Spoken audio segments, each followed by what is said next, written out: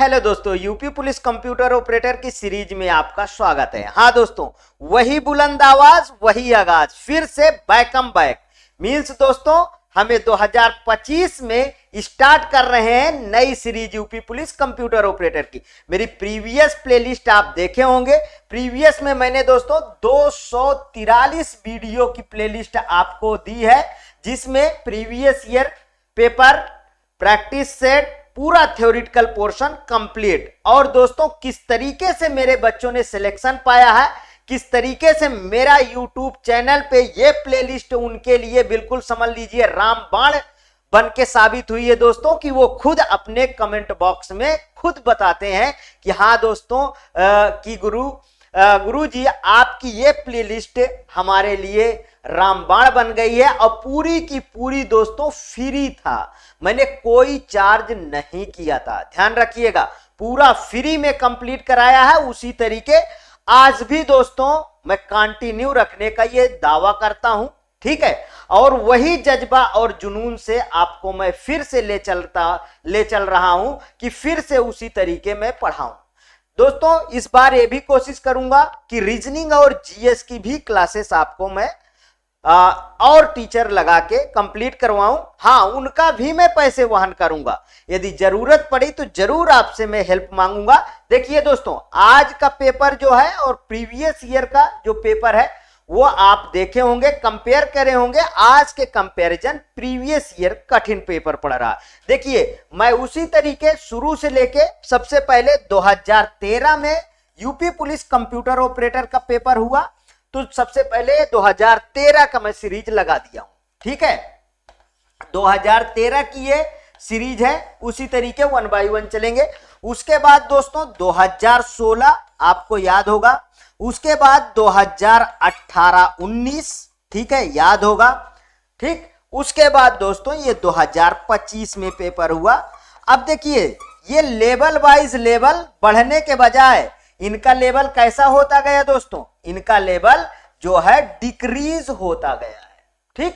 तो ध्यान रखिएगा। आइए पहले क्वेश्चन पे वर्क करते हैं दोस्तों। हाँ, ये ध्यान रखिएगा कि जितनी भी क्वेश्चन मैं करवाऊं सबको आप उसी तरीके 1 बाय 1 फॉलो करते रहिएगा। देखिए, who designed the super computer इन 1960, तो आप 1960 पूछा है तो यहीं पे लिख लीजिए 1964। याद होगा सबसे पहले 1964 में कौन, ये दोस्तों यहां पे लिखा भी है ऑप्शन में, सेमूर क्रे ने डिजाइन किया था। अभी पूरा तो हमने क्वेश्चन भी नहीं पढ़ा है। आगे देखिए 1960 at the control data corporation CDC, ठीक है। मतलब किसने कंट्रोल डेटा कारपोरेशन सीडीसी में 1964 के दशक में सुपर कंप्यूटर बनाया। इसने एक शब्द बोल दिया दोस्तों, डिकेड, मतलब कि दशक। दशक का मतलब है, यहां पे समझ लीजिए, दशक का मतलब होता है 10 साल, ठीक है। हिंदी में 10 साल कहते हैं, 10 ईयर। इतना समझ में आया? 4 ऑप्शन देख लीजिए, Alan Turing, Charles Babbage, Tim Berners Lee कि आपका सेमूर क्रे है। तो ये है लास्ट ऑप्शन सही होता है, सेमूर क्रे। एलन ट्यूरिंग आप अच्छी तरीके से जान रहे हैं, Charles Babbage father of computer है, टिम बर्नर्ली, ठीक है।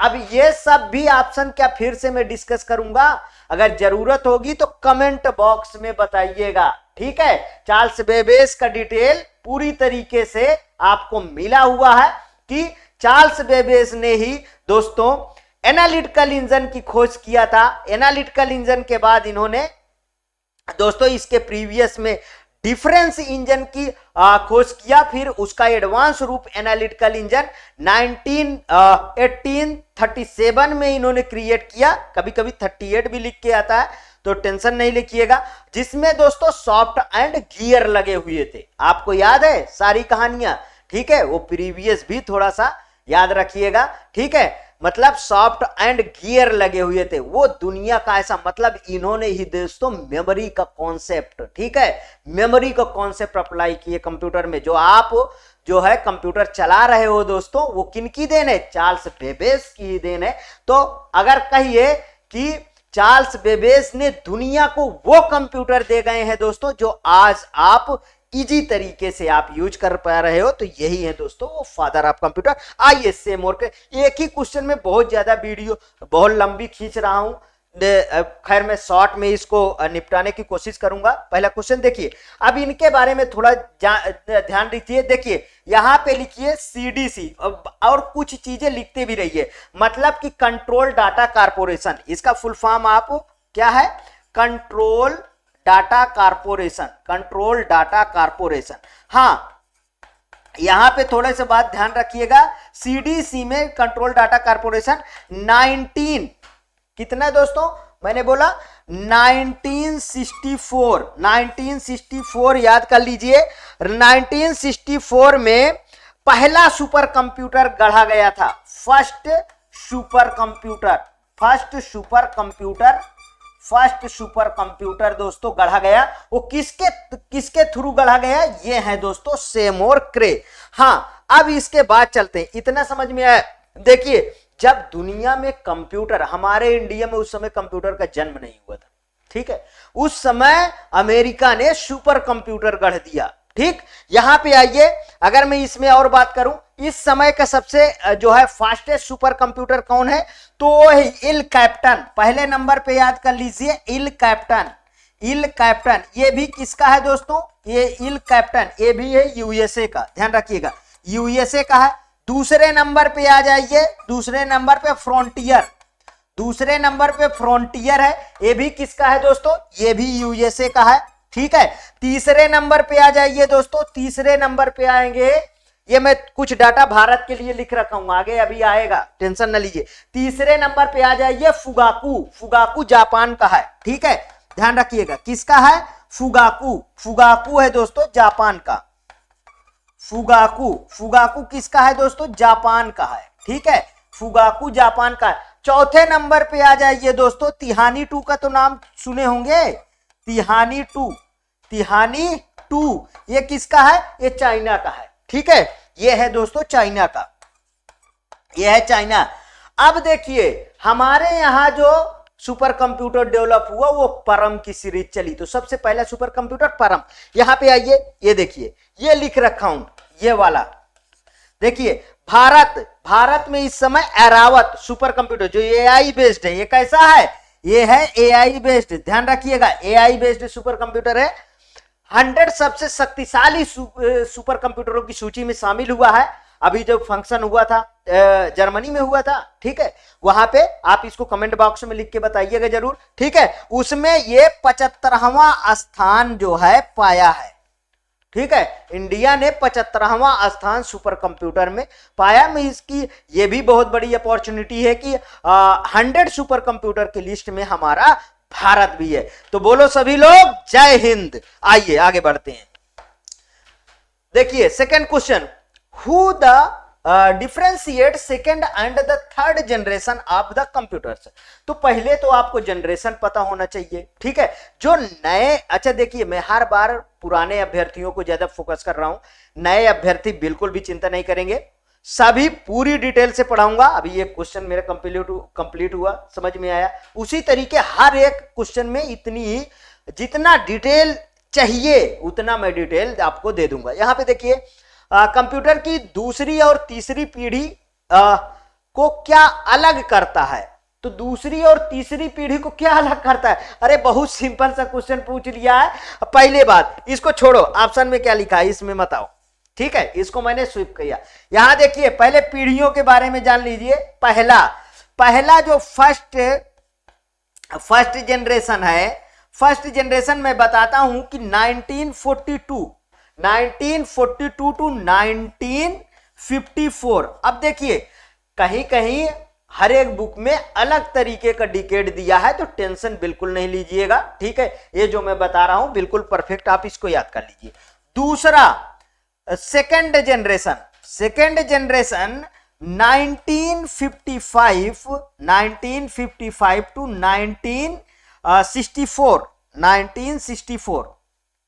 1964। अच्छा ये कभी कभी 5 भी आएगा, 55 भी आएगा, ठीक है, तब भी सही है।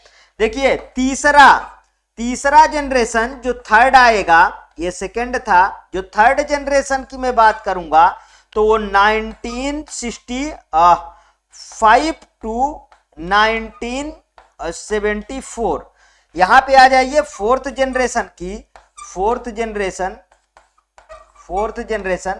तो 1975 टू 1989, ठीक है। अब fifth generation 1989 to till now.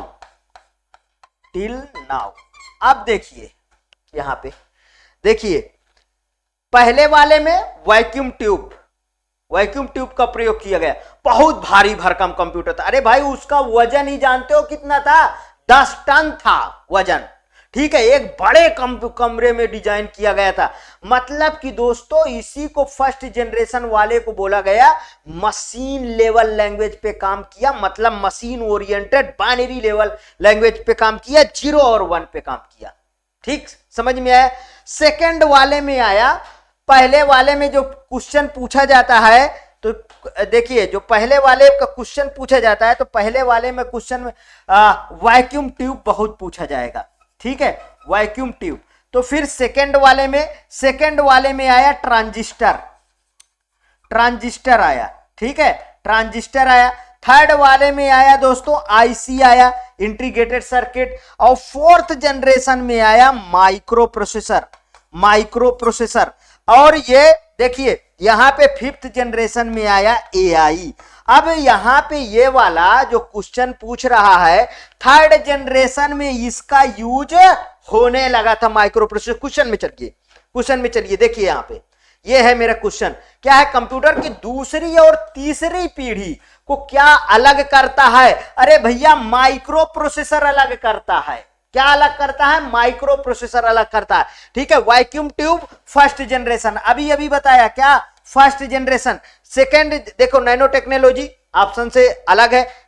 देखिए आर्टिफिशियल इंटेलिजेंस मतलब फिफ्थ जनरेशन, ठीक है, फिफ्थ जनरेशन। तो क्या अलग किया दोस्तों, माइक्रो प्रोसेसर। हवा में क्वेश्चन उड़ गया भाई साहब कह रहा हूं, ठीक है। आप पढ़िए, UP police computer operator, computer मुझ पे छोड़ दीजिए, बता रहा हूं 80 नंबर में 70 प्लस का दावा करता हूं कंप्यूटर में पाने वाले के लिए, ठीक है। स्टूडेंट लगातार पढ़ाई करे, कंप्यूटर में 80 नंबर के कंप्यूटर में 70 प्लस का दावा करता हूं, ठीक। बस वो लगातार पढ़ाई करे। आवाज का लेवल भी हल्का है, ठीक है, ध्यान रखिएगा। चलिए आइए नेक्स्ट क्वेश्चन पे। देखिए ये क्या है, compact disc CD is the which type of the memory. Compact disc CD इस स्मृति का कौन सा प्रकार है? प्राइमरी मेमोरी है, रैम है, रोम है, सेकेंडरी मेमोरी। आइए तो आंख मूंद कर क्वेश्चन का ऑप्शन लगाइए, सेकेंडरी मेमोरी। किस तरीके से सेकेंडरी मेमोरी? आइए दोस्तों एक चार्ट ही बना देता हूं मेमोरी का पूरा, ठीक है। आगे जितनी बार मेमोरी आए आज की सीरीज में पूरा खत्म, खल्लास। आइए देखिए मेमोरी का चार्ट, ये है दोस्तों मेमोरी, ठीक है। मेमोरी जो है दो टाइप की, कौन कौन से? एक है प्राइमरी मेमोरी, ठीक है, ये है प्राइमरी मेमोरी। और दूसरा है दोस्तों सेकेंडरी मेमोरी। दूसरा है मेरा क्या? Secondary memory. अब देखिए प्राइमरी मेमोरी को जो बोला गया वो क्या है? Processing memory. तो यहां पे कलर थोड़ा चेंज करके लिखता हूं, इसे क्या बोला गया दोस्तों? प्रोसेसिंग मेमोरी बोला गया। और इसको बोला गया स्टोरेज मेमोरी बोला गया। अब यहां पे देखिए,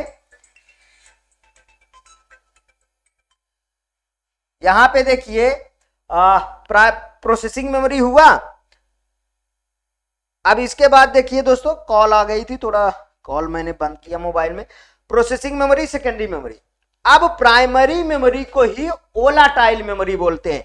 मतलब इसी में वोलाटाइल का मतलब क्या हुआ दोस्तों? वोलाटाइल का मतलब परिवर्तन जिसमें होता है मेमोरी में, वही है वोलाटाइल मेमोरी। और इसको क्या बोला गया? जब वोलाटाइल है तो इसको बोला गया नॉन वोलाटाइल, ठीक है।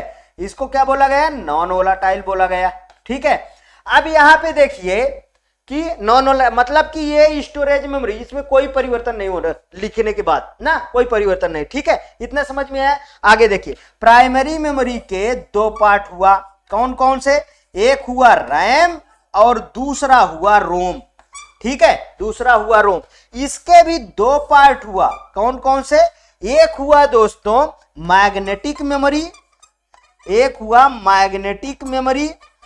ठीक है, और दूसरा हुआ आपका दूसरा मैग्नेटिक मेमोरी और एक दूसरा हुआ ऑप्टिकल मेमोरी, ऑप्टिकल मेमोरी। ठीक है, ये समझ में आया। अब इसके बाद देखिए, रैम के दो पार्ट हुए, एक यस रैम मतलब स्टैटिक रैंडम एक्सेस मेमोरी और दूसरा हुआ डी रैम मतलब डायनेमिक एक्सेस रैंडम मेमोरी। ठीक है, रोम के तीन पार्ट हुए, P ROM programmable read only memory, EP ROM erasable programmable read only memory. ठीक है, और ईईपी रोम मतलब electrically erasable programmable read only memory. समझ में आया इतना। अब देखिए एक चीज और इसमें समझ लीजिए, यहीं पे रोम जो है, रोम वोलाटाइल है कि नॉन वोलाटाइल, भाई साहब प्राइमरी मेमोरी के अंतर्गत लगा है, लेकिन ये है non volatile memory, non volatile memory. क्यों है नॉन वोलाटाइल मेमोरी, क्योंकि मैन्युफैक्चर के दौरान इसमें जो है जो डाटा फीड किया जाता है वो इरेज नहीं होता। फिर आप क्यों लिखे हैं EP ROM electrically erasable programmable read only memory. हाँ लिखा हूं, तो उसका बताता हूं कैसे होता है। यूवी रेज के तहत इसको जो है आप इरेज कर सकते हैं। अच्छा, फिर ईपी रोम क्यों लिखे हैं, इलेक्ट्रिकली इरेजेबल प्रोग्रामिंग, ये तो बहुत आसान है, यही है दोस्तों वो पेन ड्राइव। ठीक है, ठीक, समझ में आया। अब समझ में आया। आप जिस तरीके से पढ़ना चाहते हैं कमेंट बॉक्स में पढ़ाइए, बताइए, पढ़ाऊंगा मैं। ठीक है, आपको एक एक चीज रटा के छोड़ूंगा। इतना समझ में आया। मैग्नेटिक में आ जाइए दोस्तों। देखिए मैग्नेटिक में दोस्तों, मैग्नेटिक टेप आ गया, मैग्नेटिक टेप। अब आप बोलेंगे कि ये भैया सीक्वेंशियल मेमोरी है कि नॉन सीक्वेंशियल है। अरे सीक्वेंशियल मेमोरी है। ठीक है, मैग्नेटिक टेप इसमें आता है, मैग्नेटिक टेप। ठीक है, मैग्नेटिक टेप आ गए। फिर ऑप्टिकल में कौन से आ गया, तो भैया डीवीडी आ गया। ठीक है, सीडी आ गया, ब्लूरे डिस्क आ गया। ठीक है, इन्हीं की कमी थी। ठीक है, ब्लूरे डिस्क आ गया, ये सब इसमें आएंगे। ठीक, समझ में आया। अब आ जाइए क्वेश्चन में। ठीक है, तो क्वेश्चन का आंसर तो आप लगा ही चुके हैं कि सेकेंडरी मेमोरी। हाँ बिल्कुल सही है, कॉम्पैक्ट डिस्क सीडी स्मिथ कौन सा है, अभी अभी तो लिखे हैं सेकेंडरी मेमोरी। ठीक है, मतलब कि बिल्कुल करेक्ट आंसर है। ठीक, समझ में आया। क्वेश्चन का लेवल देखिए, डिस्क्रिप्शन से लेके पूरा क्वेश्चन का एक एक चीज बताऊंगा कि कहां से क्वेश्चन बन रहा है। देखिए, बस इन कंप्यूटर इज, क्या बोला, बस इज कंप्यूटर इज मतलब कंप्यूटर में बस है, नेटवर्किंग डिवाइस है कि बंच ऑफ वायर्स है कि अनदर नेम ऑफ मदरबोर्ड है। ठीक, कि इंटरनल मेमोरी है। अरे भैया ये क्या है, हमारा बंच ऑफ वायर है। ठीक है, तारों का गुच्छा है। अच्छा, कितने टाइप होते हैं, चलिए आई टाइप लीजिए इसके। ठीक है, इसके टाइप की हम भी बात करते हैं। देखिए, बस तीन तरीके के होता है। देखिए, तारों का गुच्छा तो आपको बस पता चल गया, तीन टाइप के होते हैं। कितने टाइप के, 3 टाइप्स की बस होती है। कौन कौन से, इसको आप लिखिए। पहला कंट्रोल बस, कंट्रोल बस। दूसरा लिखिए, दूसरा डेटा बस, दूसरा डेटा बस। और तीसरा लिखिए आप, तीसरा है एड्रेस बस। ठीक है, एड्रेस बस। इन सब से क्वेश्चन बन चुका है। ठीक है, समझ में आया, इतना काफी है। ठीक, बंच ऑफ वायर होता है। ठीक है, हाँ ये बस का काम क्या है, ये चीज तो मैंने बताया ही नहीं। अरे बस का काम क्या है, एक लाइन में यहां लिख दूं क्या, नीचे बस का काम क्या है। ठीक है, बस का भी तो काम लिखना जरूरी है। देखिए यहां यहां पे लिख देता हूं, यह इंफॉर्मेशन को एक कंप्यूटर से दूसरे कंप्यूटर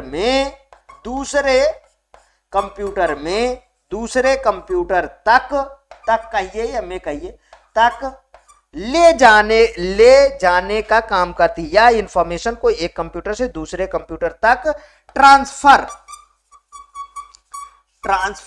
ज्यादा अच्छा ट्रांसफर करने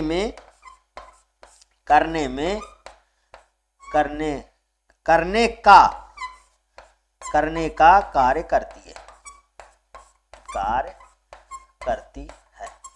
मैंने कहा था आपको, थंबनेल में भी आपका लिख के आ जाएगा कि मैं जो है आपको बाइलिंगुअल में कंटेंट दूंगा और बाइलिंगुअल में आपको कंटेंट दे रहा हूं, ठीक है। नेक्स्ट क्वेश्चन यहां पे आइए, which is not a software in following list. अब आप सॉफ्टवेयर और हार्डवेयर तो जानते ही हैं, ठीक है, और उसके बाद सिस्टम सॉफ्टवेयर क्या है, एप्लीकेशन सॉफ्टवेयर क्या, ये क्या है, नॉट अ सॉफ्टवेयर। तो कंफ्यूज नहीं होइएगा, ऐसे क्वेश्चनों से ध्यान रखिए। कौन निम्न सूची में एक सॉफ्टवेयर नहीं है? देखिए, ओपन ऑफिस बिल्कुल, माइक्रोसॉफ्ट ऑफिस बिल्कुल, डॉस बिल्कुल, एंटीवायरस बिल्कुल। अरे गुरुजी आप गलत कर दिए यहां पे, अरे माइक्रोसॉफ्ट भी आपने बोला भी कि एप्लीकेशन सॉफ्टवेयर है, हाँ, इसमें पूरा क्वेश्चन नहीं डिटेल में लिखा है। देखिए इन तीनों, ये है आपका सिस्टम सॉफ्टवेयर, ये है सिस्टम सॉफ्टवेयर। अच्छा, फिर सिस्टम सॉफ्टवेयर और एप्लीकेशन सॉफ्टवेयर क्या होता है? जो सिस्टम को चलाने के लिए यूज होता है वो सिस्टम सॉफ्टवेयर होता है। जो आपके मतलब यूजर ओरिएंटेड, मतलब आपका काम करने के लिए सॉफ्टवेयर बनाया जाता है, वो एप्लीकेशन सॉफ्टवेयर होता है, वो है माइक्रोसॉफ्ट ऑफिस। ये क्या है दोस्तों? एप्लीकेशन सॉफ्टवेयर है। तो फिर आप एक बात बताइए कि इसमें एप्लीकेशन सॉफ्टवेयर मतलब कि यूजर ओरिएंटेड और सिस्टम सॉफ्टवेयर मशीन ओरिएंटेड, बिल्कुल करेक्ट। देखिए डॉस भी, ये भी एक ऑपरेटिंग सिस्टम है, सबसे पहले यही आया था ऑपरेटिंग सिस्टम में। इसका फुल फॉर्म है डिस्क ऑपरेटिंग सिस्टम। इसका फुल फॉर्म क्या है? Disk operating system, disk operating system है। और ये भी क्या है दोस्तों? ये भी है सिस्टम सॉफ्टवेयर, ठीक है। और फिर एंटीवायरस, ये भी है दोस्तों क्या? System software antivirus. कभी कभी ये कंफ्यूज भी करता है, भाई साहब एंटीवायरस तो अलग से डालते हैं, एप्लीकेशन सॉफ्टवेयर है, ठीक है। अरे सिस्टम को बचाता तो भी है, यही तो बचाता है, तो एप्लीकेशन सॉफ्टवेयर के बजाय सिस्टम सॉफ्टवेयर कह लीजिए, ज्यादा बेटर है, ठीक है। तो समझ में आया ये, इसका ऑप्शन कौन सा सही हुआ? माइक्रोसॉफ्ट, ठीक है, माइक्रोसॉफ्ट। अब माइक्रोसॉफ्ट ऑफिस एप्लीकेशन सॉफ्टवेयर है, ये माइक्रोसॉफ्ट एक कंपनी है। ये क्या है दोस्तों? एक कंपनी है, एक कंपनी है। ये तो और कुछ, ये तो और इजी कर दिया। मैं तो सोचा कि माइक्रोसॉफ्ट ऑफिस लिखा है, ठीक है, तो वो आएगा एप्लीकेशन सॉफ्टवेयर में, ठीक। अगर यहां पे ऑफिस होता तो यहीं पे 2 क्वेश्चन तैयार हो गए आपके। समझ में आया? आइए चलिए, ओपन ऑफिस, फिर अगर 2 क्वेश्चन में तैयार होता है तो फिर दोस्तों यहां ओपन ऑफिस के बजाय यहां ऑपरेटिंग सिस्टम करूंगा, तब 2 क्वेश्चन तैयार होगा। यहां पे फिर होना चाहिए ऑपरेटिंग सिस्टम,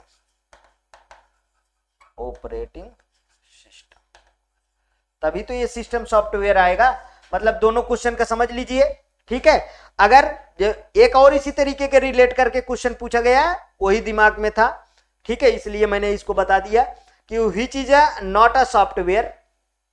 तो सॉफ्टवेयर में एक कंपनी का नाम है, तो ये तो ऑलरेडी सही है। अगर इस तरीके के ऑप्शन आ जाए कि ऑपरेटिंग सिस्टम आ जाए, यहाँ पे डॉस आ जाए और एंटीवायरस आ जाए, तो ये एप्लीकेशन सॉफ्टवेयर पे आ जाएगा माइक्रोसॉफ्ट ऑफिस, ठीक है। और ये दोनों तीनों सिस्टम सॉफ्टवेयर। समझ में आया? तो मतलब बी ऑप्शन सही। Next question, which is not a peripheral device. Peripheral devices क्या होती हैं? जो बाहर से लगाई जाती हैं। कहां से दोस्तों? बाहर से लगाई जाती हैं, बाहर से लगाई जाती हैं, मतलब जोड़ी जाती हैं। ठीक है, इतना समझ में आया। ठीक, तो कौन एक परिधीय डिवाइस नहीं है इसमें? विजुअल डिस्प्ले यूनिट, ठीक है, मेन मेमोरी चिप की मॉडम की पेन ड्राइव। देखिए ये भी बाहर से लगाया जाता है, ये भी बाहर से लगाया जाता है, ये भी बाहर से लगाया। क्या मेन मेमोरी चिप को आप बाहर से लगाते हैं? नहीं ना, तो यही आपका बी ऑप्शन सही है। नेक्स्ट क्वेश्चन में आ जाइए। Complexity of an algorithm represent its, मतलब कि एक एल्गोरिथम की जटिलता प्रतिनिधित्व करता है। परफॉर्मेंस, टफनेस मतलब कठोरता, ऑब्सक्यूरिटी अस्पष्टता, परफॉर्मेंस मतलब निष्पादन, और करेक्टनेस मतलब शुद्धता। ये ऐसा कुछ होता नहीं है, तो ये इसमें स्टार लगा लीजिए। बोर्ड ने इसको डिस्कार्ड किया था, ठीक है, लेकिन होता क्या है कंप्लीसिटी, इसको जान लीजिए। एक एल्गोरिथम की कंप्लीसिटी उसकी इफिशियंसी, क्या दोस्तों, उसकी इफिशियंसी, मैंने लिख भी दिया इसीलिए, उसकी इफिशियंसी को व्यक्त करता है। समझ में आया? तो मतलब इसको बोर्ड ने जो है क्या किया था, डिस्कार्ड किया था। आपका ऑप्शन ए आता, इस तरीके का लिख के तो आपका ऑप्शन सही होता। समझ में आया? नेक्स्ट क्वेश्चन, नेक्स्ट क्वेश्चन पे आ जाइए। यहां पे देखिए, computational logic can be represented visually by using. Computational logic को किसके उपयोग से दिखाया जा सकता है? विजुअल बेसिक से, लॉम्प्रो से, कि फ्लो चार्ट से, कि वीआई एडिटर से? तो दोस्तों फ्लो चार्ट से दिखाया जाता है ना, समझ रहे हैं? आइए थोड़ा इधर फ्लो चार्ट कुछ बना देता हूं और उसको बताता हूं। देखिए सबसे पहले आप जान लीजिए कि फ्लो चार्ट कंप्यूटेशनल लॉजिक को ये रिप्रेजेंट करता है। तो मैं यहां पे लिख देता हूं कंप्यूटेशनल लॉजिक,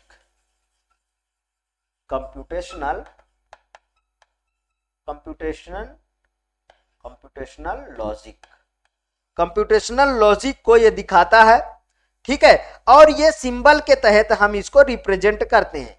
जैसे ये कोई एक रेखा है तो इसे क्या बोलते हैं? प्रवाह रेखा, ठीक है, इसे क्या बोलेंगे हम? प्रवाह रेखा। ये हम हमारे पास देखिए रेक्टेंगल बास है, तो ये है दोस्तों प्रोसेस होता है, ये प्रोसेस होता है, ठीक है। और ये लाइन होती है, मतलब कि हाँ लाइन लिख लो। और इस तरीके का अगर बन के आ जाए, ये वाला, ये दिख रहा है ना आपको? अब इतनी जगह है तो इतने में लिखना ही पड़ेगा। यहाँ पे देखिए इसको क्या कहते हैं? अगर हिंदी में इसको बोलूं तो इसको बोलते हैं तैयारी, ठीक है। ठीक, हिंदी वाले भी थोड़ा सा मजा ले लें इस क्वेश्चनों का। अगर ये बर्फी के आकार का जो होता है वो क्या होता है? डिसीजन मेकिंग ना, मतलब कि फैसला, ठीक है।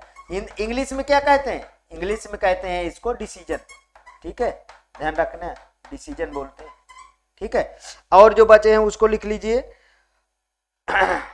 एक इस तरीके का आता है, ये देखिए, ये इधर से बना और इधर से बना, इसको बोले क्या कहते हैं? इसे बोलते हैं टर्मिनल, ठीक है। तो ये किस तरीके का आता है? जो ये ठीक है, पैरेललोग्राम है ना, इसको क्या कहते हैं? ये है दोस्तों इनपुट आउटपुट। इनपुट,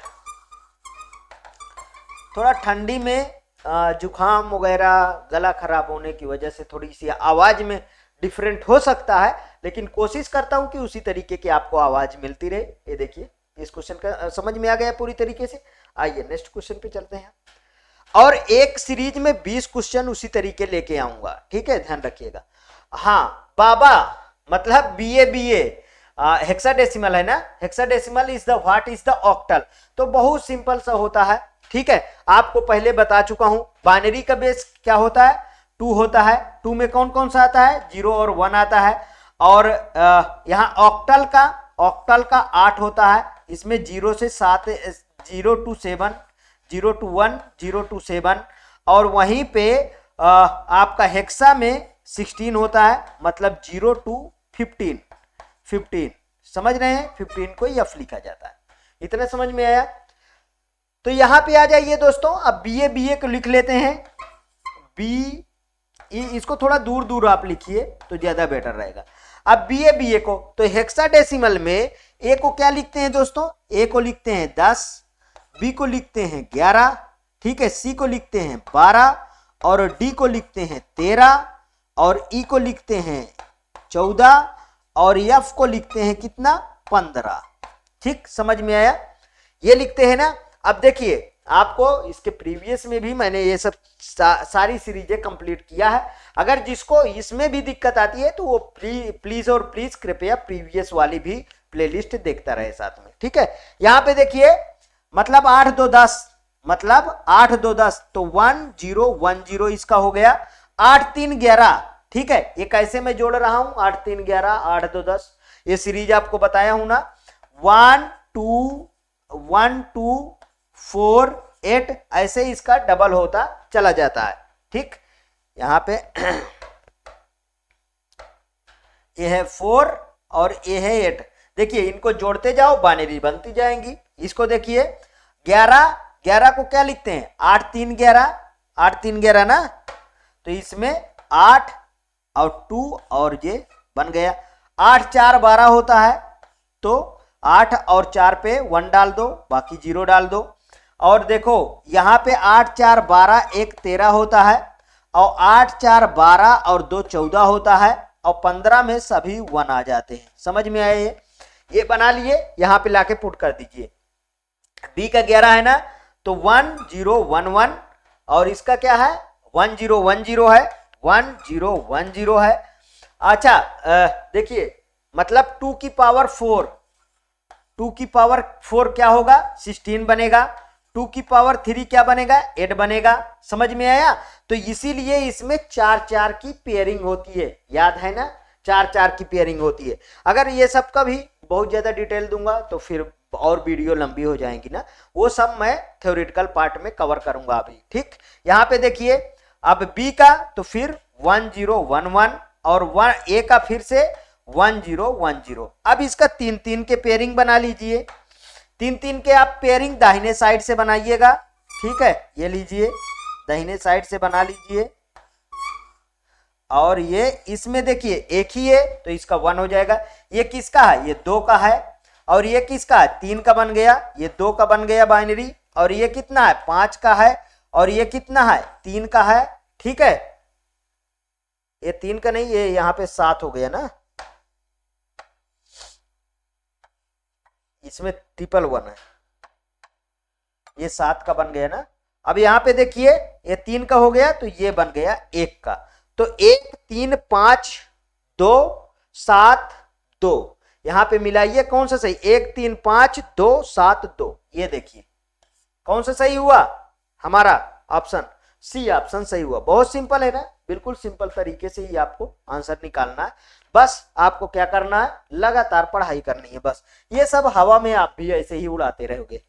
यहाँ पे देखिए 4.77 megahertz and 10 megahertz are example of 4.7 megahertz और 10 हर्ट्ज के उदाहरण है। Input output speed, data transfer speed की कंप्यूटर क्लॉक स्पीड स्पेसिफिकेशन की डाटा स्टोरेज स्पीड। तो दोस्तों ये क्या है, इसका ऑप्शन कौन सा सही हुआ, सी ऑप्शन बिल्कुल करेक्ट। अभी इसके बारे में थोड़ी सी तो डिटेल बनती है, अगर मैं नहीं दूंगा डिटेल तो आप कहेंगे कि सर आप छोड़ दिए। सीपीयू के प्रोसेसर, यहां पे लिखिए, थोड़ी सी बातें लिख लीजिए। सीपीयू के प्रोसेसर की गति बताती है, सीपीयू के प्रोसेसर की गति बताती है। ठीक है, कौन बताता है, अरे प्रोसेसर की गति मापने के लिए एसआई मात्रक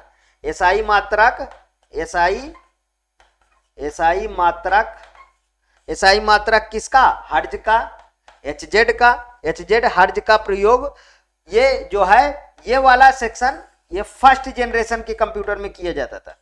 ठीक है दोस्तों, ध्यान रखिएगा, फर्स्ट जनरेशन पहली पीढ़ी के कंप्यूटरों में ये सब का प्रयोग किया जाता है।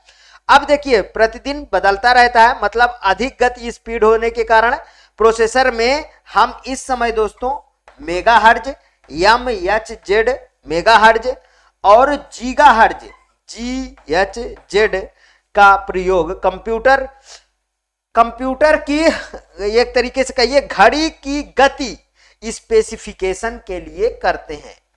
कंप्यूटर के यहां पे लिख देता हूं, कंप्यूटर के घड़ी की गति स्पेसिफिकेशन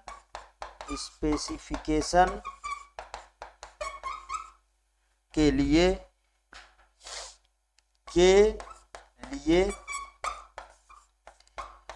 करते हैं। समझ में आया? ठीक, नेक्स्ट क्वेश्चन पे चले, समझ में आ गया होगा। नेक्स्ट यहां पे देखिए, boot loader program which invokes booting of the system is stored in. Boot loader program जो सिस्टम की बूटिंग करता है यह कहां स्टोर होता है? अरे भैया रोम में होता है। इसके प्रीवियस में भी बताया हूं, रोम में होता है, अभी ऑप्शन में मिल जाएगा। Hard disk, any device, RAM, ROM. ये देखिए रोम में ही देखिए, जब भी कंप्यूटर में कंप्यूटर का मतलब रोम का एक बेस्ट एग्जांपल है,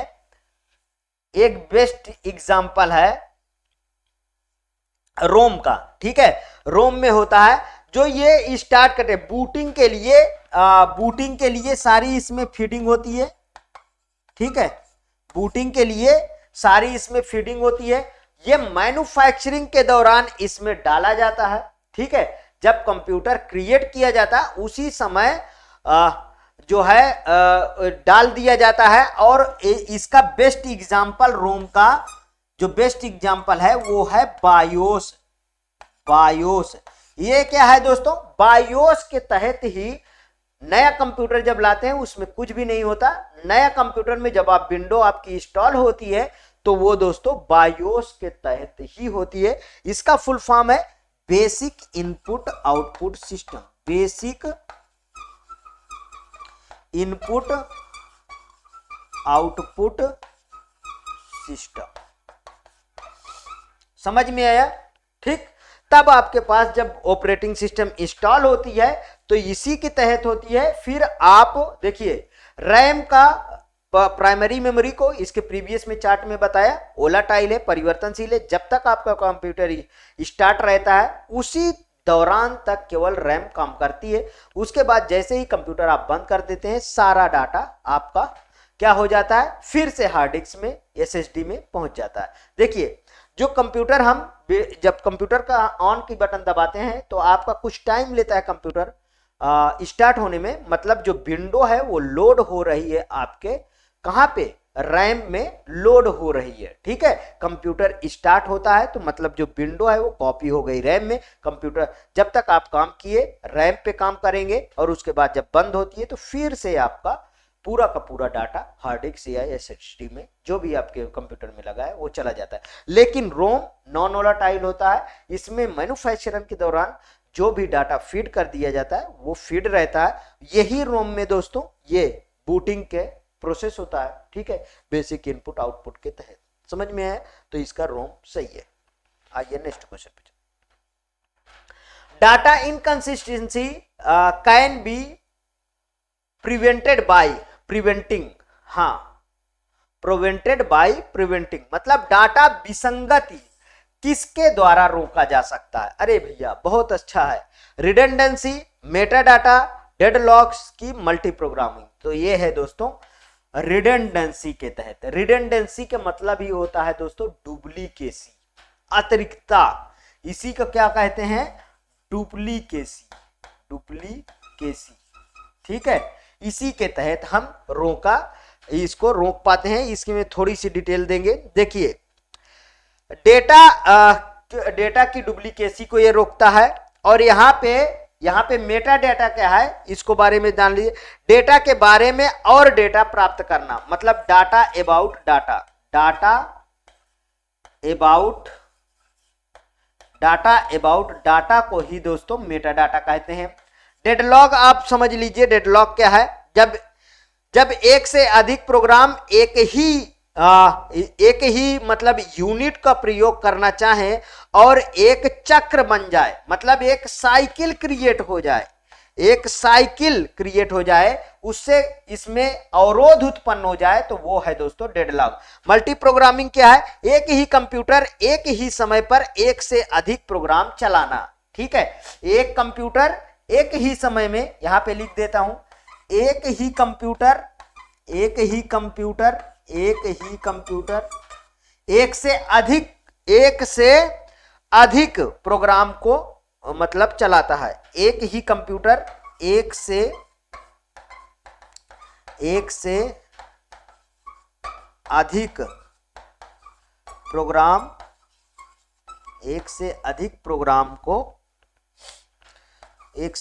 प्रोग्राम को चलाता है। ठीक है, चलाता है, तो वो है क्या? मल्टी प्रोग्रामिंग होता है। समझ में आया?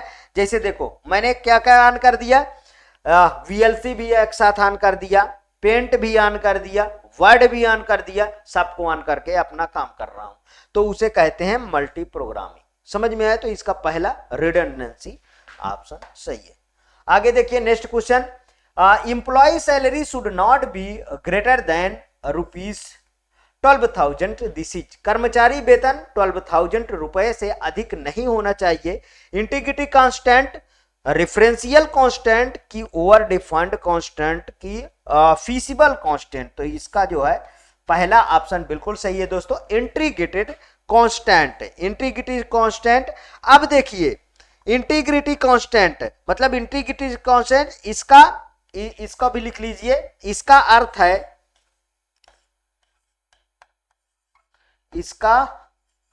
अर्थ क्या है समझिए। इसका अर्थ है कि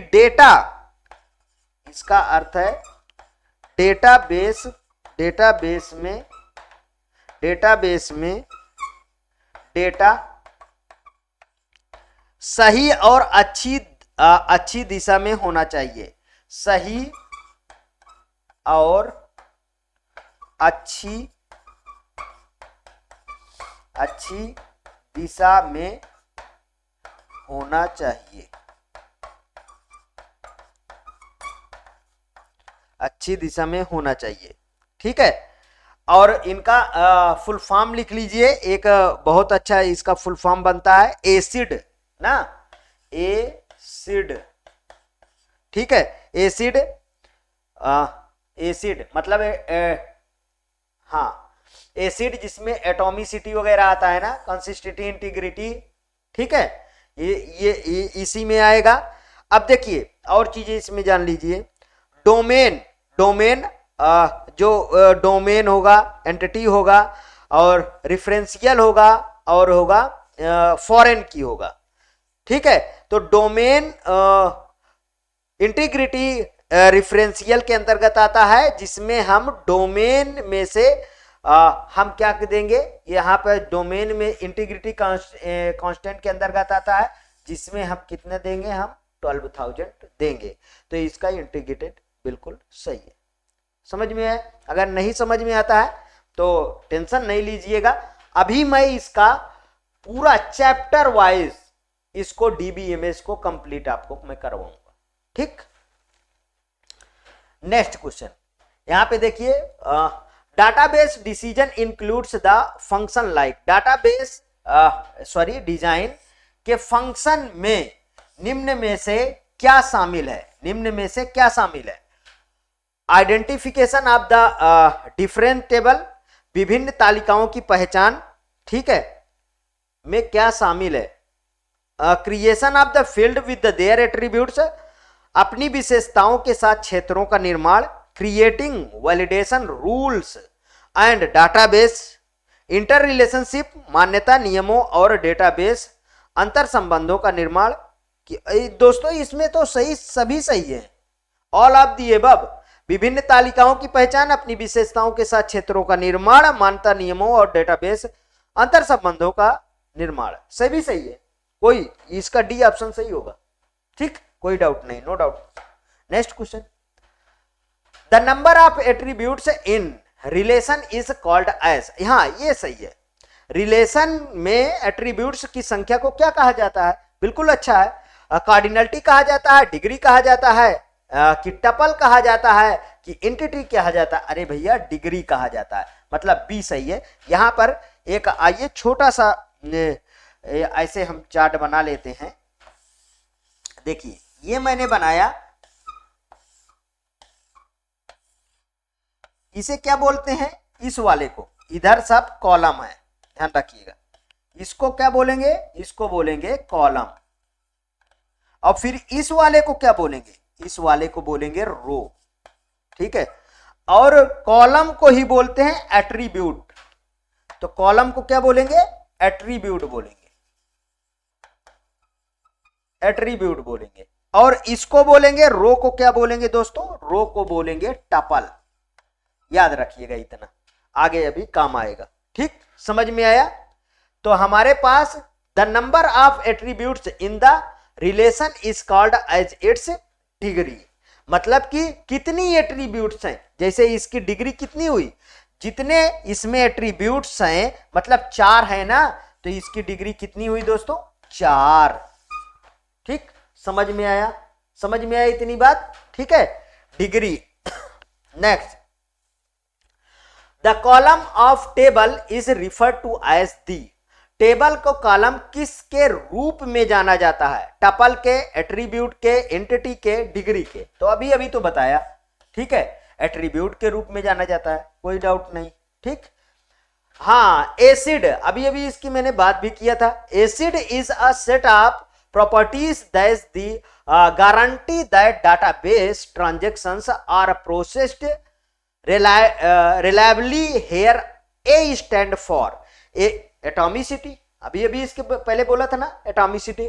तो एसिड गुणों को सेट है जो विश्वसनीयता की गारंटी यहां ए है, एक्सेस है, एटॉमिसिटी, एल्गोरिदम, अफिलिएशन। तो ये देखिए एटॉमिसिटी। अच्छा, इसको आइए लिखिए, ठीक है। इन चारों को, एसिड का तो पूरा लिख दूं क्योंकि इसके प्रीवियस वाले में एसिड बताया था, लेकिन इनके चारों का फुल फॉर्म मैंने नहीं लिखा था। ए से लिखिए एटॉमिसिटी,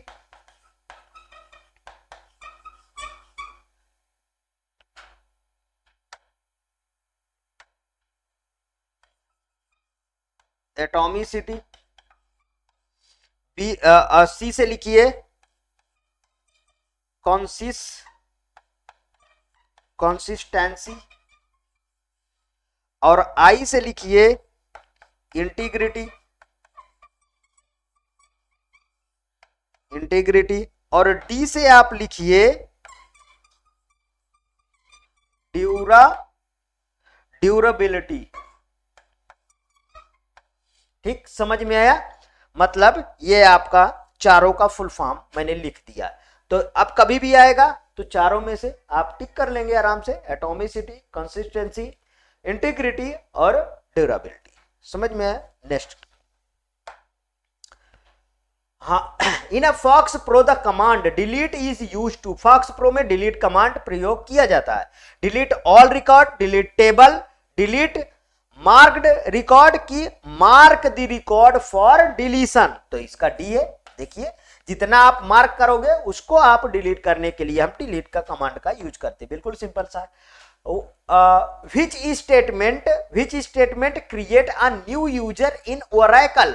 कौन सा ओरेकल में नए यूजर बनाता है? क्रिएट यूजर सुमन, क्रिएट और रिप्लेस यूजर सुमन, क्रिएट न्यू यूजर सुमन, डिलीट। दोस्तों देखिए, क्रिएट यूजर सुमन नहीं, इसमें देखिए create user Suman identified by blue. दोस्तों ये बिल्कुल करेक्ट है, ये चारों में डिफरेंट है, मतलब यही ऑप्शन बिल्कुल करेक्ट है। ठीक है, ये ऑप्शन करेक्ट है। या यूजर बनाने के लिए प्रयुक्त होता है ना, ये किसके लिए? यूजर बनाने के लिए प्रयुक्त होता है। ठीक है, डी ऑप्शन बिल्कुल करेक्ट है। Next, which of the following statement constant on error. निम्नलिखित में से किसमें कोई त्रुटि नहीं है? त्रुटि नहीं ढूंढना है। देखिए, select from the EMP where, EMP मतलब employee, where the IMP ID 15, select IMP ID from the IMP where the IMP ID 15, select IMP ID from the IMP, select IMP ID where IMP 15 and lost name, हाँ ये इसका भी दोस्तों D option बिल्कुल correct है, last name Singh, ये बिल्कुल correct है, मतलब डी वाला सही है, ये 3 ठो पर। तो दोस्तों ये रहा आज के पूरा 20 क्वेश्चन की सीरीज। पहला मैंने वीडियो आपके सामने प्रस्तुत किया और उसे कंप्लीट किया प्रीवियस ईयर वीडियो के रूप में। दोस्तों यदि आपको अच्छा लगा यूपी पुलिस कंप्यूटर ऑपरेटर की सीरीज, तो प्लीज और प्लीज मेरे एग्जामिनेशन चैनल को आप सब्सक्राइब करिए, वीडियो को लाइक करिए, ज्यादा से ज्यादा दोस्तों में शेयर करिए कि दोस्तों चैनल में और लोग जुड़े, जिससे चैनल का ग्रोथ हो और मैं और अच्छी तरीके से आपको पढ़ा सकूं और इसमें मैं अपना टाइम दे सकूं। ओके दोस्तों, थैंक यू।